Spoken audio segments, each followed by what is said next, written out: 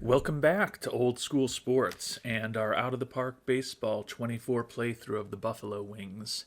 And we have made it to Game 7 of the 2034 World Series. Quite honestly, we've got there in a way that's not all that great. We won our first two games at home.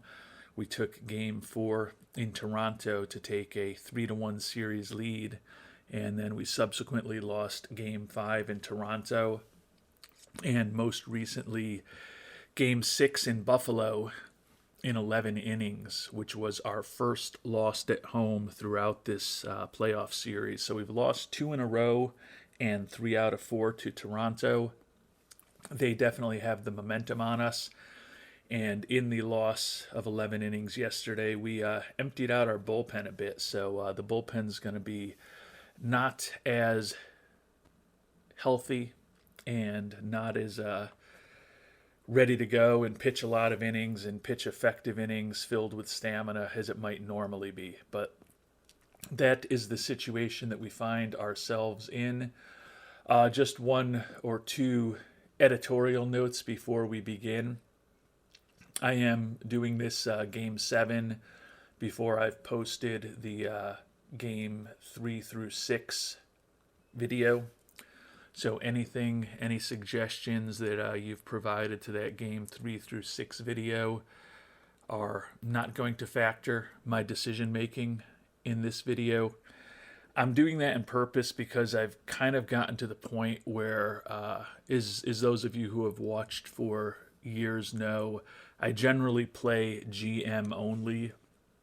I've been playing this Buffalo series as GM/manager on the advice of some loyal viewers and frequent commenters who wanted to see me do that. But I really do not enjoy the managing component of the game. It takes it down to a micromanagement level, particularly going through this playoff series where it becomes a bit of a tedious slog as far as I'm concerned. And I'm also at the point where I am making decisions thinking, oh, if I make this decision, this commenter is going to say this. And if I make this decision, this commenter is going to say that. And it's just not a very healthy way for me to play the game. Because when I think about, feedback that I've gotten over games that I've played out and series that I've played out recently in these playoffs and in previous seasons, I've got commenters who say I need to be more active making pitching changes, and I've got commenters who say I make too many pitching changes. I've got people who say I run too much. I've got people who say I don't run enough. I've got people who say I need to delegate just about everything to the bench coach and only keep a little bit to manage myself. And I've got people saying that I need to manage every little component of the game. And I'm not criticizing that feedback. I appreciate the feedback and the information.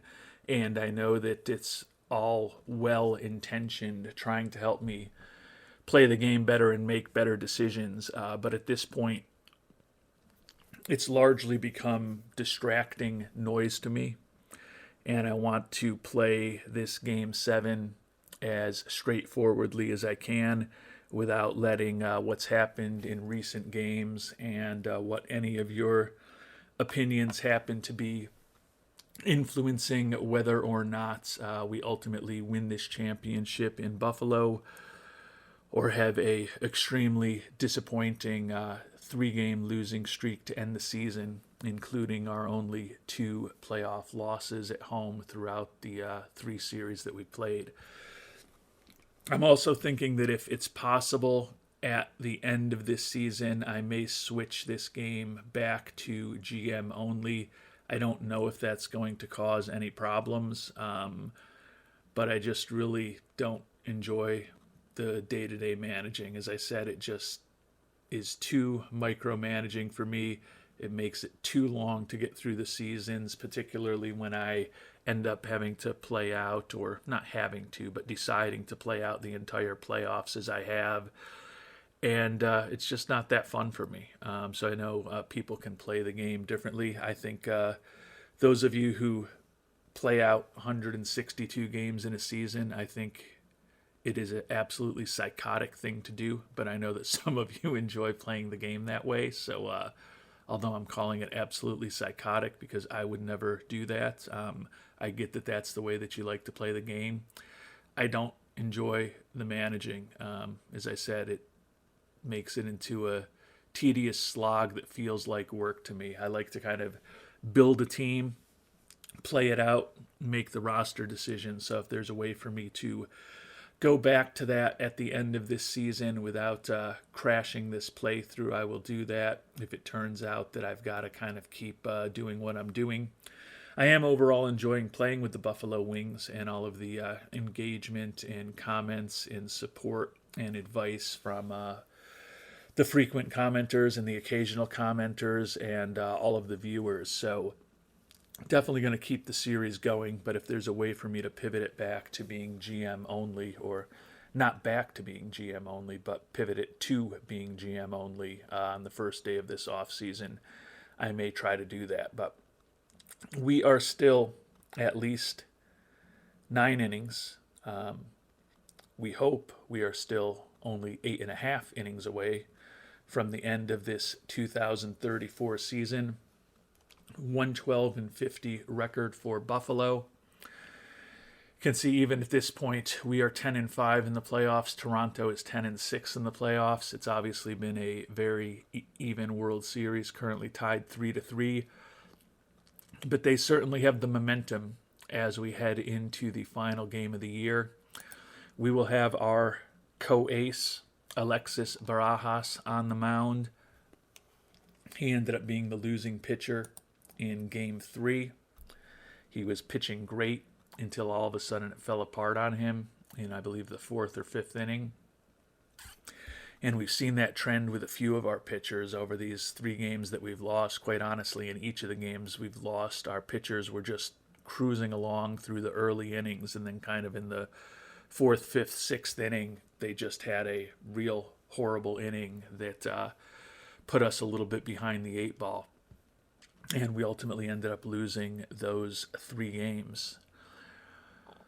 And we're going to be going up against the veteran Shane McClanahan, facing a left-handed pitcher from the Blue Jays again, 5-time All-Star, crafty 37-year-old veteran, 14-4 this year, a 3.69 ERA. And McClanahan was the winning pitcher over Barajas in that 4-3 victory in Game 3.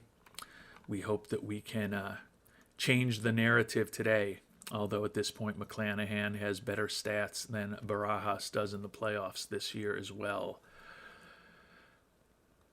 But everything that I've said being said, I am still optimistic that in the end, talent will win out over a 7-game series. And I think that the Buffalo Wings are ultimately a more talented team than the Toronto Blue Jays. My potential managerial negligence, incompetence, and or ignorance notwithstanding. And I think half an hour or so from now, our Buffalo Wings are going to be the 2034 World Series champions.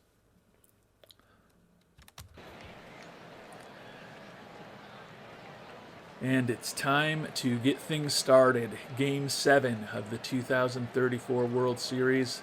Alexis Barajas, the big acquisition who we expect to be our ace for the next 5 to 10 years, taking the mound with a chance to help pitch the Buffalo Wings to their first World Series title. And he strikes out Gunnar Henderson to get the game going. Going after Brawley Diaz now. 2-2 count. Strikes out Diaz as well. And the third straight left-handed hitter, Michael Harris II, up the number 3 hitter. And he drills, I won't say drills, he bloops a single into center field in front of the center fielder. So now we're going against Dylan Bond with the runner on first and 2 outs.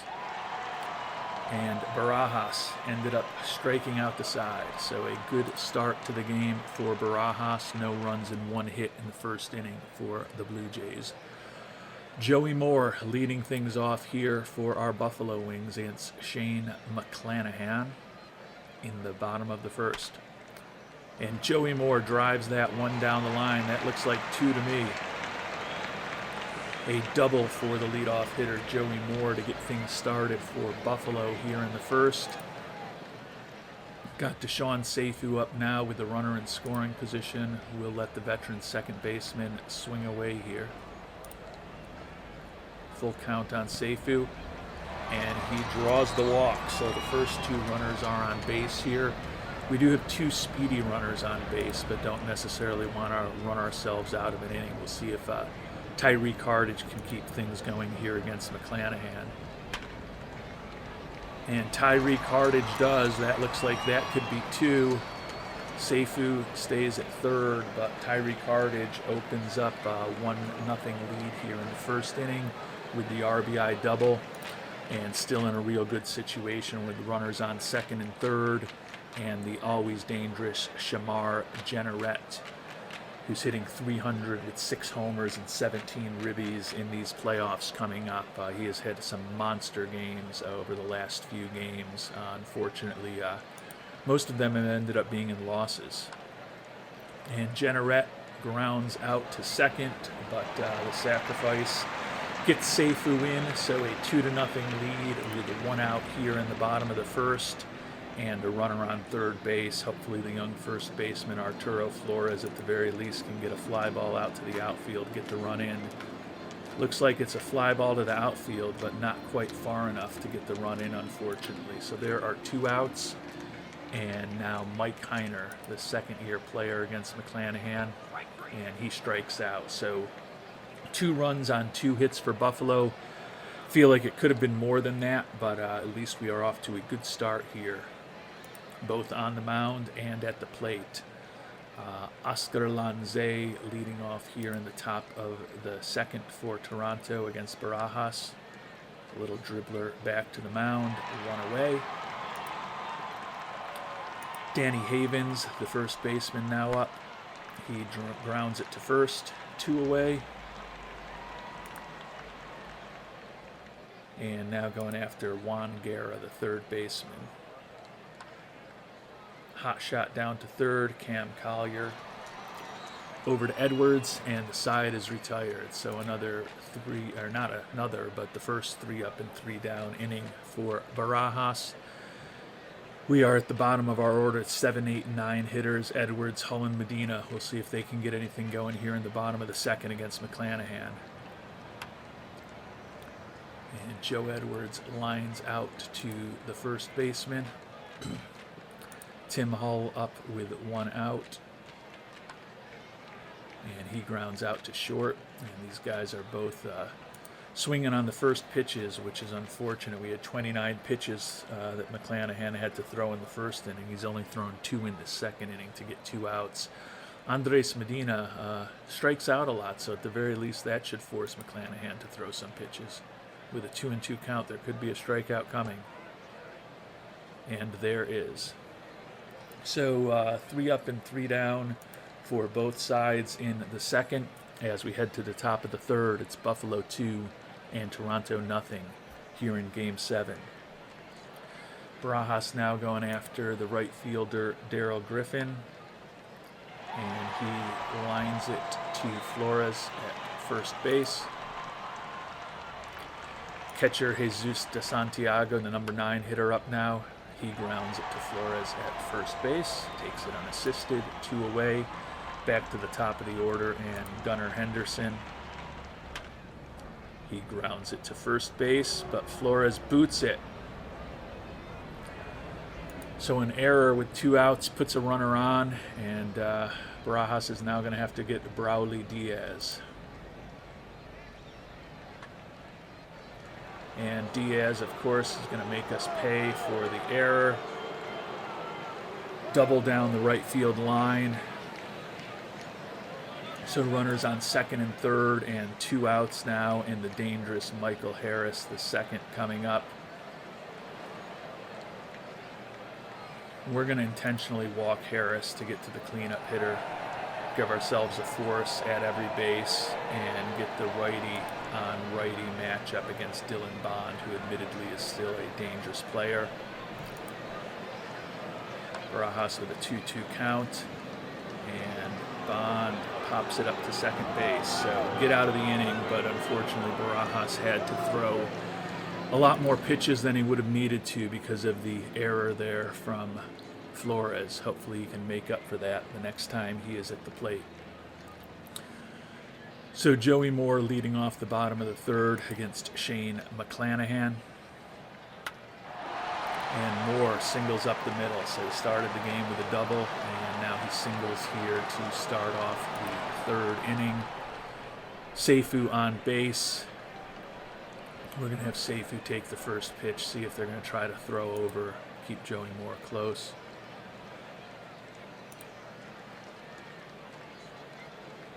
And that was a strike right on the outside corner. And we're going to send Joey Moore now with one strike. And he decides to go back, changes his mind. At this point, they're probably a bit on guard about us running. We're going to let Seifu just hit away now. And it looks like an infield single for Seifu.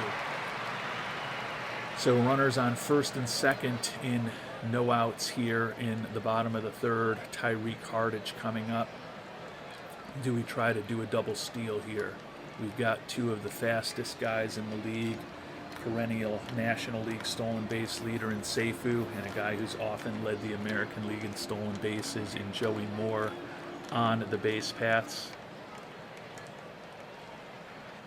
We're going to do it.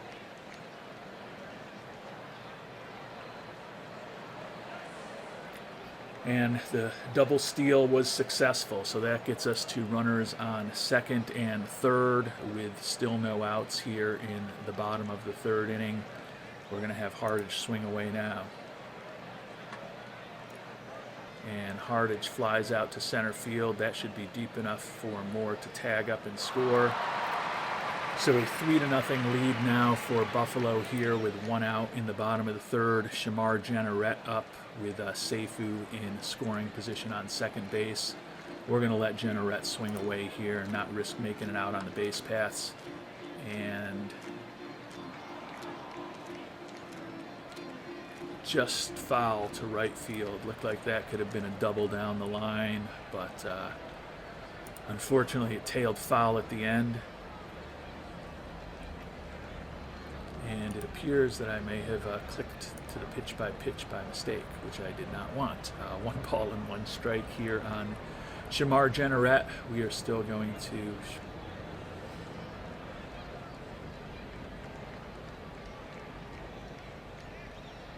we're going to let him swing away. I think he's going to come through here. I don't want to risk. I think Seifu, it's probably about 80% chance he'd be successful stealing third. But I don't want to potentially run ourselves out of a potentially big inning with a huge bat like Jenneret at the plate. Yeah, probably should have, though, because Jenneret grounds out to short. Unlikely that that would have gotten the run in, even if Seifu was on third, but we won't know for sure. Arturo Flores now up with a man on third, a chance to atone for his error last inning. Didn't cost us any runs, but it did cost Barajas more pitches, which, as I said, with the condition that our bullpen is in, is a concern today. And Flores gives it a ride to center field, but easily handled out there by Michael Harris II. 1 run on 2 hits for Buffalo as we take a 3-0 lead here into the top of the fourth.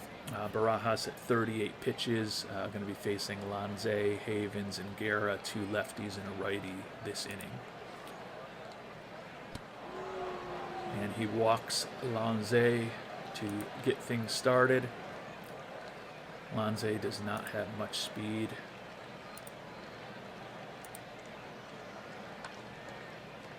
Danny Havens pops it out to right field for the first out of the inning. And now we've got Juan Guerra up. Hopefully we can get the right-hander here. Grounds it 6-4, but no 3 on the end, so they only got the lead runner. But now 2 outs and the left-handed hitting Daryl Griffin up. And he goes down swinging. So another scoreless inning for Toronto. We head to the bottom of the fourth. Buffalo up 3-0, but we feel like it could be a little more for Buffalo with the fact that we've had 2 runners on and no outs in both the first and the third innings, and only ended up with a total of 3 runs. Mike Heiner leading off in the bottom of the fourth here against Shane McClanahan, and Heiner flies out to right field, a diving play in foul territory by Griffin.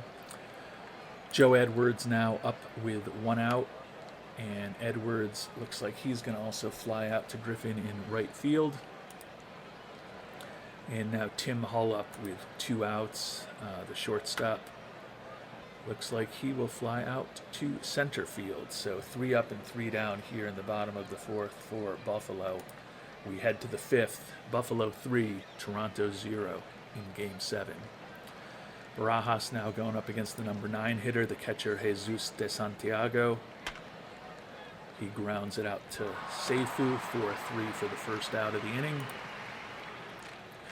Back to the top of the order, and Gunnar Henderson.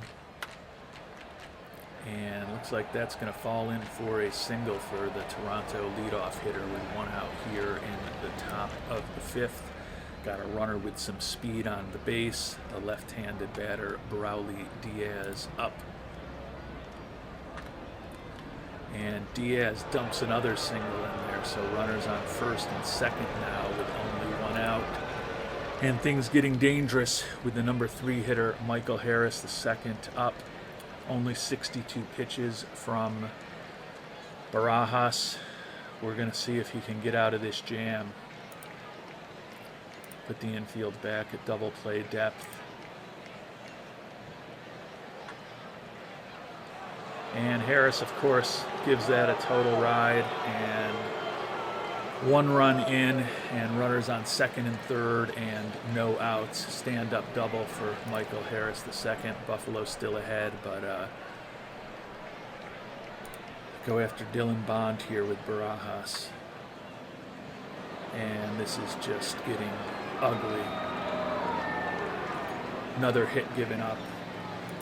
And we're going to be in big trouble if we have to go to the bullpen early, but they're just destroying Barajas at this point. And it's similar to the last game that he pitched, where he was just cruising along, and then all of a sudden he just completely lost it, which was incredibly disappointing in that game, and it's incredibly disappointing in this game. And we face the dangerous left-handed hitting Oscar Lanze right now. Based on previous precedent, if we bring in a left-handed pitcher, they're going to bring up a very dangerous right-hander for us to face. So we're in a bit of a tough spot here.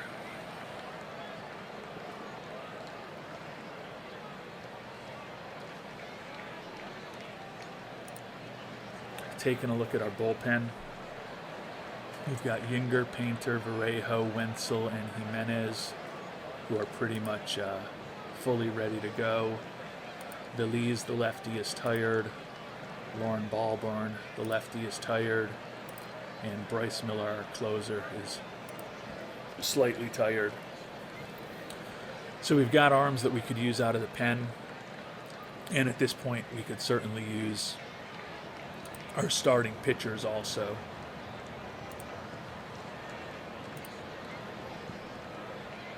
I know, like I said, if I go to the lefty Wenzel here, they're going to bring on a right-handed batter who's got excellent contact and power ratings to pinch hit for Lanze.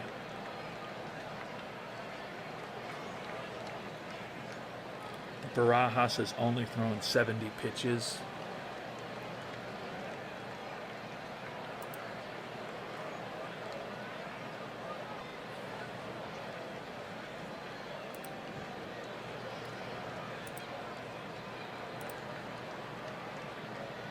We're going to live and die with our ace right here.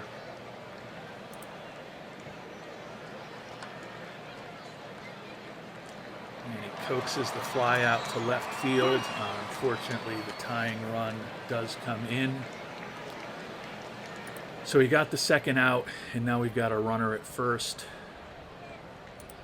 See if he can get Danny Havens out to get out of the inning. And Havens grounds it to short, 6-3. So 3 runs on 4 hits for Toronto in the top of the 5th. They've tied things up at 3-3. We'll see if we can strike back here in the bottom of the 5th.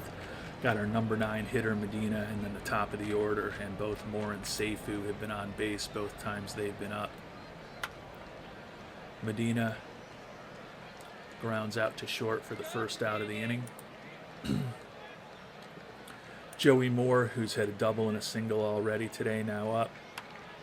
And Joey Moore grounds it down to short for out number 2. And now Deshaun Seifu up with 2 outs against McClanahan. And Seifu singles up the middle. So we have a 2-out runner on here for Tyreek Hardage. See what the young center fielder can do. And that looks like a pop-up to second base to end the inning. So 1 hit for Buffalo. But we're heading to the top of the 6th, all tied up at 3. Barajas with 83 pitches now. We'll see what he can do against the right-hander Juan Guerra here to start off the top of the 6th. And looks like we got a pop-up there of Guerra. 1 away. Left-handed hitting right fielder Darrell Griffin up now. He grounds it down to Seifu, 4-3, 2 away. And now we've got the number 9 hitter, the catcher Jesus de Santiago. We'll see if Barajas can get him out. Probably will be his last hitter if he gets him out. Got the fly ball to right field, and no runs, no hits in the top of the 6th for the Blue Jays. McClanahan still on the mound. He's thrown 77 pitches, so after that rough first inning, he's now thrown fewer pitches than Barajas has. We're going to let Jenneret swing away here, obviously. And Jenneret hits that one hard. Shamar Jenneret with another World Series home run solo shot here in the bottom of the 6th to lead things off and give the Buffalo Wings the lead back 4-3. Jenneret in recent days in this playoff run has been real tough. You can see he's now up to 7 homers and 19 runs batted in the playoffs, which are both really big numbers for us. And that finally, mercifully, gets the Blue Jays to make a call to the bullpen. Ricky Tiedemann, left-handed pitcher who's a starter for them, and he is tired. Threw 104 pitches just 3 days ago, so their bullpen is either taxed or they don't have a lot of confidence in it either. Hopefully, Flores can take advantage of Tiedemann. Flores hitting just .217. Been playing a lot more in the World Series against all these left-handed pitchers, but still awaiting his first Major League home run. This would be a great time for it. And Flores doesn't hit a home run, but that looks like it could be extra bases. This could have been a stand-up double, but Flores doesn't hit too many doubles and like to show off his sliding skills there. So Flores in with a double. And now the left-handed hitting first baseman / corner outfielder Mike Heiner up with a runner in scoring position. And he walks. Runners on first and second now. Still no outs. And Joe Edwards, the young utility man, up here. Edwards strikes out, so that's a big out for Tiedemann. The shortstop, Tim Hall, now up against the right-handed pitcher, Logan Gilbert. And we are going to pinch hit for Hall right now. Bring in the left-handed hitting Steve Anderson, the rookie shortstop who has been platooning with Hull. He's actually better defensively than Hull is. So we are going to give an opportunity for the left-hander to face off against the right-hander here in a potentially big situation, and also start upgrading our defense a tiny bit. So we'll let Steve Anderson swing away here. Full count. And he walks him. So the bases are loaded here. I feel like we've got to get at least one more run across here. And we've got Andres Medina. Funky Cold Medina, the strikeout machine, batting under 200 for the playoffs now, but he is our best defensive catcher, and we'll see what he can do in this big spot against Logan Gilbert. And he grounds it to short. They get the out at home plate. Fortunately, even Medina was able to leg it out, so base is still loaded now for Joey Moore. 2 outs, though. We're going to need a hit, a walk, hit by pitch, wild pitch.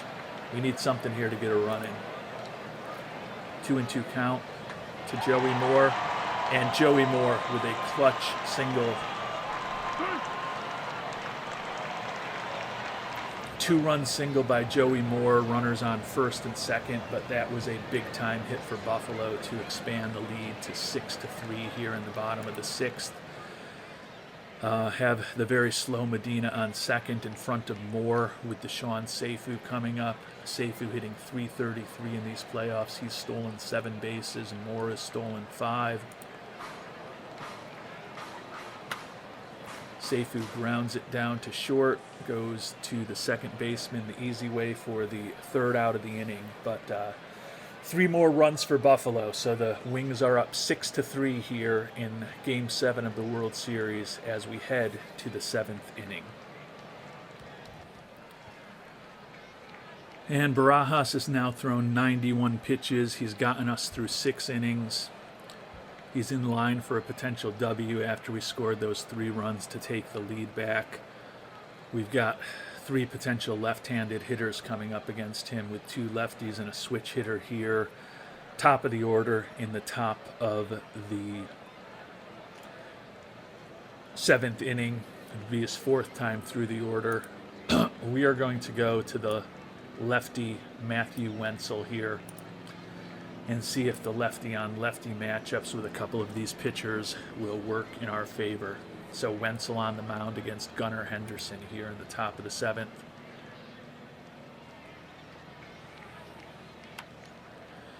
And he grounds it back to Wenzel, 1 away. Brawley Diaz batting right-handed now, where he is definitely dangerous. And the switch hitter flies out to center field for the 2nd out of the inning with a full count. And now Michael Harris, the 2nd up. He's dangerous all the time. We'll see what Wenzel can do against him. And he strikes him out. So a 1-2-3 inning for the left-handed reliever Matthew Wenzel. 6-3 lead for Buffalo as we head to the 7th inning stretch. And we've got Logan Gilbert still on the mound, the right-handed pitcher, facing off against Tyreek Hardage. We'd like to keep Hardage's defense in the game, so we're going to let him swing away here. And Hardage grounds it down to 3rd for the 1st out of the inning. Jenneret now up, gave us the lead last inning with that solo home run. See what he can do here with 1 out against Logan Gilbert. And Jenneret singles to left center field.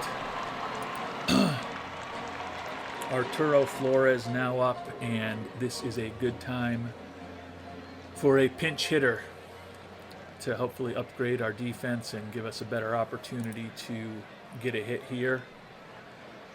And we are going to go with Mr. Bobby Bolig as the pinch hitter for Arturo Flores here. He is very tough on right-handed pitching, and he's also a bit better defensively than Flores is, so I think that move makes sense as we try to get another insurance run or two across this inning. Full count to Bolig, and he drills it. Bolig is tough on right-handed pitching, as we said. A double. Generette goes to third. We've now got runners on second and third. They've made another call to the bullpen for Cade Cavalli. We've got the left-handed batting Mike Heiner up here. A big one from Heiner here. Doesn't quite clinch a World Series championship for the Buffalo Wings, but it would get us awfully close. Runners on second and third and one out. Let's see what Heiner can do against Cade Cavalli. And Heiner hits it to the outfield. Generette trying to tag up, and Generette does score, despite the fact that he doesn't have much speed. So a productive out by Heiner. Every run matters at this point, and we are up 7-3. Joe Edwards, the third baseman, going against Cade Cavalli. And this is another potential opportunity for a pinch hitter for us. I don't think it's an urgent opportunity, but in a perfect world, we're only batting again one more time next inning. And Cam Collier will be an upgrade defensively at third base over Joe Edwards. So another move where we're getting a better bat in this inning, and we're also upgrading our defense for these last couple innings. See if Cam Collier can come through with a 2-out hit here as a pinch hitter to at least score us one more run with Bobby Bolig on third. And the ball gets away, so Collier did not have to do anything. Bolig scores on the wild pitch or the passed ball. Not sure how they score that, but 2 runs across here in the bottom of the 7th, and an 8-3 lead for Buffalo. Count is full to Collier, and he ends up drawing the walk. Steve Anderson, the young shortstop, now up with a runner on second, and the ball gets away there. This is getting ugly for the Toronto pitching staff. But we've had some ugly experiences for our pitching staff, particularly in the last 3 or 4 games. So we feel their pain, but we're glad that they're feeling it. And Tim Anderson ends up going down on strikes. But 2 more runs across for Buffalo here in the bottom of the 7th. We head to the 8th inning, Game 7 of the 2034 series, World Series. Buffalo 8, Toronto 3.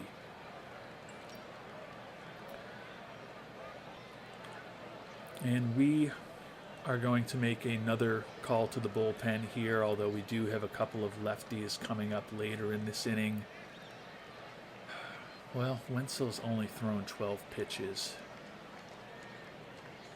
We're going to let him go after Dylan Bond. That 70 power scares me, but I would like them to get Lanze out of the game, which they probably will if Wenzel is still technically on the mound for the next batter.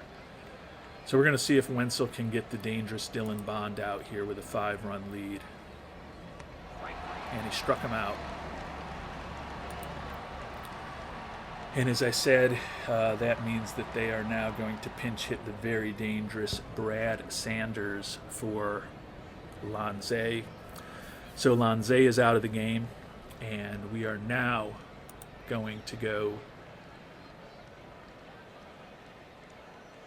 to Andrew Painter, the veteran right-hander. Gives us the righty-righty matchup on Brad Sanders, and you can see his numbers aren't quite as good as far as his ratings against right-handed pitching. Still a dangerous pitcher, or a dangerous hitter, but we've got the veteran Painter on the mound, 5 outs away.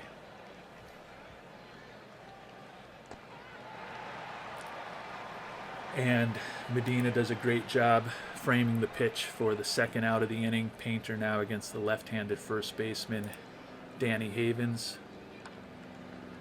Grounds it to Seifu, over 4-3. 1-2-3 inning for the two relievers here in the top of the 8th inning. And the Buffalo Wings are 3 outs away, but the hope is maybe we can add another insurance run or two before we get to that top of the 9th inning. Cade Cavalli now going against Andres Medina, the number 9 hitter, our starting catcher. And Funky Cole Medina comes through with a single to lead things off here in the bottom of the 8th. Joey Moore now leading off, not leading off, but he's our leadoff hitter, batting here against Cavalli. And Joey Moore pops it up, handled by the shortstop, 1 away. Seifu up with Medina on first here in the bottom of the 8th. And Seifu grounds it 6-4-3. And Toronto is out of this inning. Face the minimum 3 batters. We head to the 9th. Buffalo 8, Toronto 3. And our Buffalo Wings are 3 outs away from a potentially hard-earned World Series championship. We've got Painter on the mound. He was one of the first big acquisitions we made with this team. We actually traded away his current battery mate, Andres Medina, when he was one of the top prospects in baseball, as one of the key guys we included in the trade with the Phillies to bring Painter on board. Now the two are teamed up here in 2034 trying to close out a World Series victory. Painter has been a long-time starter for us, working primarily out of the pen the last few seasons, and he's had some big years for us. He's potentially going to be facing the 7, 8, and 9 hitters for Toronto to close this out. So the Buffalo Wings are 3 outs away from a potential championship. Can Andrew Painter deliver it? He's going to go after Juan Guerra right here. Guerra grounds it over to third. Collier makes the throw over to Bolig. 1 away. Left-handed hitting Darrell Griffin, the right fielder, now up. He's got some power, can take the ball out of the yard. And he does give it a ride. And he cuts the deficit in half. 8-4. He doesn't cut the deficit in half. He cuts the margin in half. 8-4 now after the solo shot from Darrell Griffin, his 6th home run of the postseason. Facing the catcher now, Jesus de Santiago, with 1 away. And de Santiago, diving stop by Seifu, gets up, makes the play. 2 away here. And the Buffalo Wings are 1 out away from celebrating a World Series championship, but the dangerous leadoff hitter, Gunnar Henderson, who has struggled throughout this postseason, at the plate for Toronto. A 2-2 count. He grounds it to short, and the young shortstop cannot make the play. E6. So it continues. Runner on first now. Braulio Diaz, dangerous hitter at the plate. Still just 1 out away, a 2-2 count. And Braulio Diaz singles to right field. So runners on first and second with 2 outs. The left-handed hitting Michael Harris, the second, at the plate.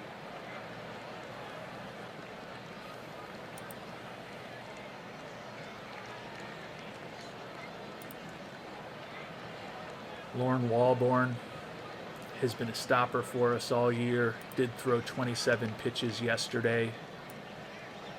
We are going to bring on Walborn to try to get the dangerous lefty Michael Harris II.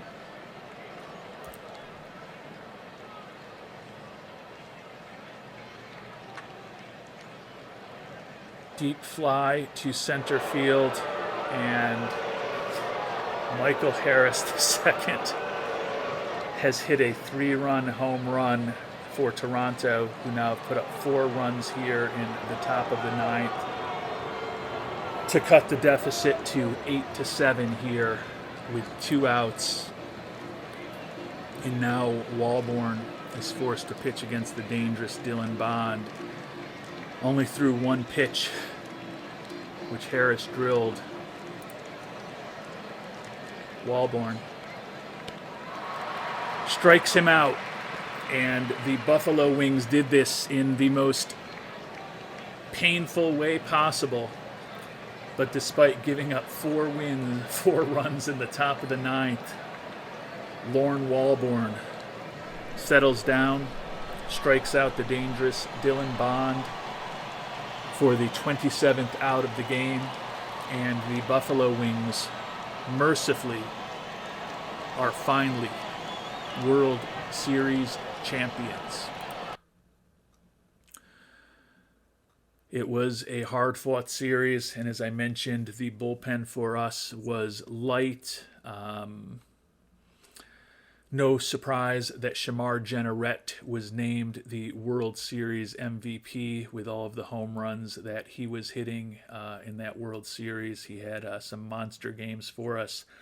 2 for 4 here in the finale with a couple of ribbies. Also got a couple of ribbies from Joey Moore and Tyreek Hardage. Barajas ends up earning the win. Wenzel with a hold. Painter and Walborn obviously came on. That error by the young shortstop Steve Anderson was potentially devastating. Fortunately, we were able to work through it. That 3-run home run to Michael Harris II to close the gap to 8-7 on the first pitch that Walborn threw was frightening, but fortunately he bounced back to strike out Dylan Bond, his 3rd strikeout of the day on 4 pitches to close out the victory, earn his first save of the postseason in the World Championship clinching game for our Buffalo Wings. So we are champions for the first time in this playthrough. The 112-win regular season is not wasted. The Buffalo Wings were able to overcome my missteps and mistakes and miscalculations, managing to ultimately come back and win the World Series. Lost just 1 game at home throughout the playoffs. That was that Game 6 loss to Toronto, although they certainly made it closer than we expected here in the top of the 9th today. No surprise to see Shamar Jeanneret being named the World Series MVP. 12 for 29, 414 average, 4 homers, 11 runs batted in. So a monster World Series for Jeanneret, who capped off his American League MVP award-winning season last year with the World Series MVP this year. His first year in Buffalo, led the league in ribbies, was not as dominant a season as he had last year, but we felt like adding a bat like his was the critical thing that we needed to do to get this team over the hump. And as it worked out, Jeanneret played a huge role in the World Series victory for us. And we've been talking for a long time about needing to add a true number 1 ace pitcher to this staff, although the 3-1 record kind of indicates that he is. The 4.23 ERA in the postseason was not exceptional. But when all was said and done, I think the addition of Barajas was important as well. We ended up sticking with him despite those challenges he had. Got 6 innings out of him. Wenzel did a great job for us. Painter ended up being shaky, but certainly impacted by that error by Anderson. Painter had been excellent throughout the playoffs, still ends up with a 1.08 ERA. And Walborn was also really good as well, despite giving up the earned run. His ERA for the playoffs was 2.02. So those two players also had a very big role for us in this postseason. And with that, we will be off to the off season. The 2034 season is complete, and finally, 9 years into this playthrough, after having made the playoffs for 7 consecutive seasons and having reached the NLCS 3 previous times without getting to the World Series, we finally have it done right this year in Buffalo, as our Buffalo Wings, in their 9th year of existence, have finally claimed a World Series title. And we will talk about our plans for the postseason, or more accurately, for the off season, in our next episode.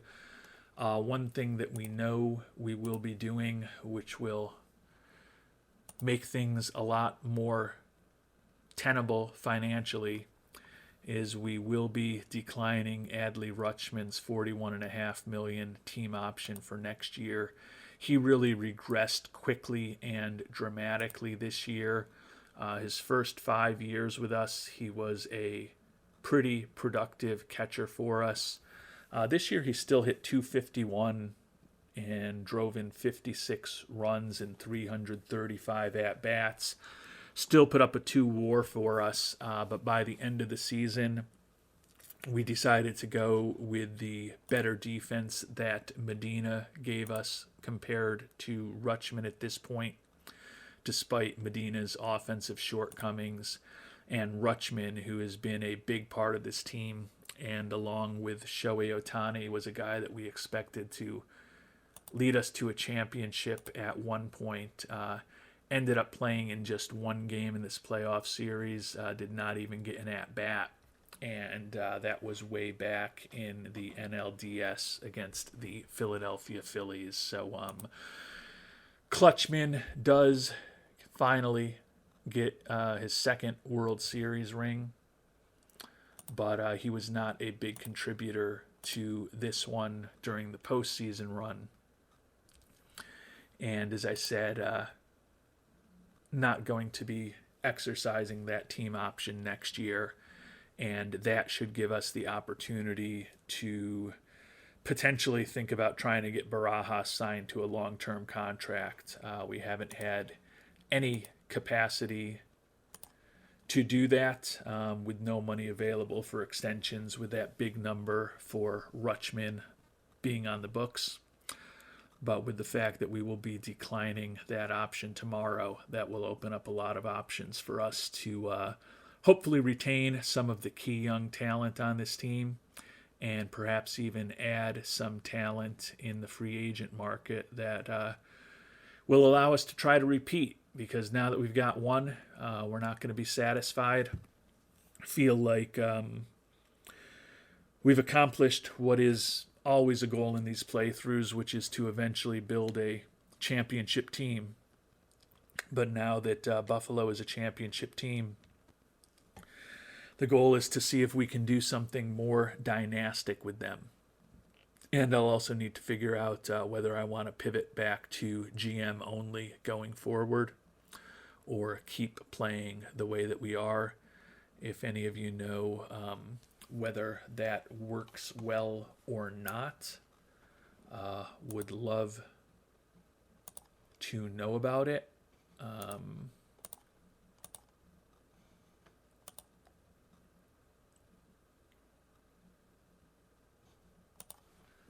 I guess it's I know there's somewhere here in the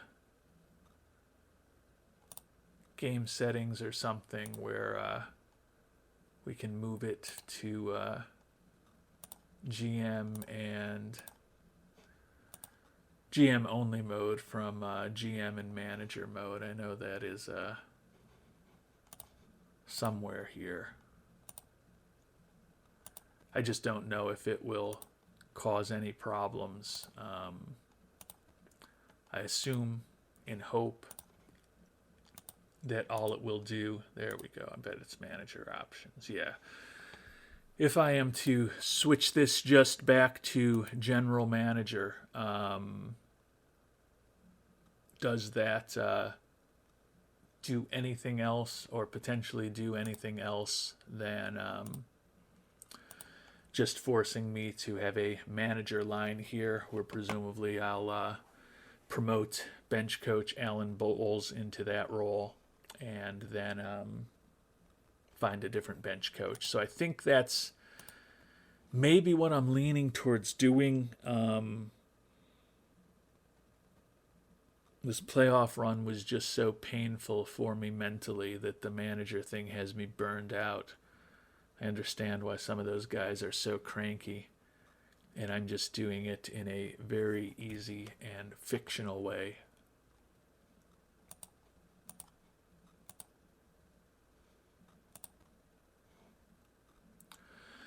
So I will give that some thought. Now that we've got a championship, I feel less pressure to play out every game in the postseason. And honestly, I don't know, would we have won this more easily if I wasn't managing? It's certainly possible that we would have, but would we have not won at all if I wasn't managing? I think that's possible as well. Would it have been the exact same result? That is possible also. So I don't really know which direction to go with the managing, but feel a lot more comfortable making the decision from a position of strength because the Buffalo Wings are our 2034 World Series champions. And the fans in Buffalo, after many years of heartache with the Sabres and particularly the Bills, are finally celebrating a world championship. Until our next episode, thanks so much for watching and hope you have a great day.